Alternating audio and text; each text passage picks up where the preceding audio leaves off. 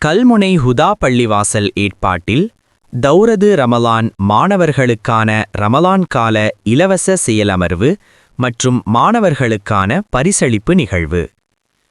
புனித ரமலான் மாதத்தை முன்னிட்டு கல்முனை ஹுதா ஜும்மா பள்ளிவாசல் தாவா குழுவின் ஏற்பாட்டில் ஹுதா அழைப்பு வழிகாட்டல் பணியகம் நடாத்திய தௌரது ரமலான் மாணவர்களுக்கான ரமலான் கால செயலமர்வின் பரிசளிப்பு நிகழ்வு கல்முனை ஹுதா ஜும்மா பள்ளிவாசலில் நடைபெற்றது.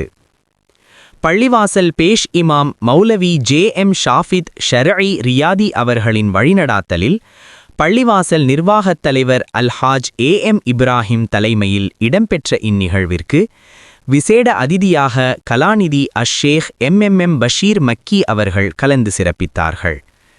பள்ளிவாசல் நிர்வாகத்தினர் மற்றும் தாவா குழுவினர்களின் பங்குபற்றுதலுடன் இடம்பெற்ற இந்த நிகழ்வில் உலமாக்களான முஹம்மத் ஷாமில் ஹாமி, முஹம்மத் நப்ரீஸ் சரஇ, முஹம்மத் ரிப்னாஸ் ஹாமி, முஹம்மத் நுஸ்கி ஹாமி, முஹம்மத் இல்ஹாம் ஹாமி ஆகியோர் மாணவர்களுக்கு கற்பித்தமைக்காக பாராட்டி கௌரவிக்கப்பட்டனர்.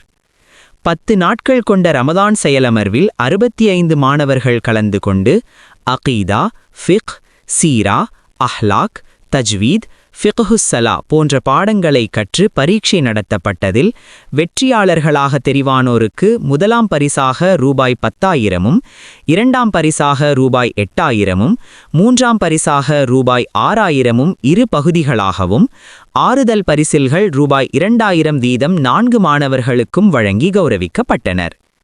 அத்துடன் இலவச வகுப்பில் கலந்து கொண்ட அனைத்து மாணவர்களுக்கும் சான்றிதழ்களும் வழங்கி கௌரவிக்கப்பட்டது.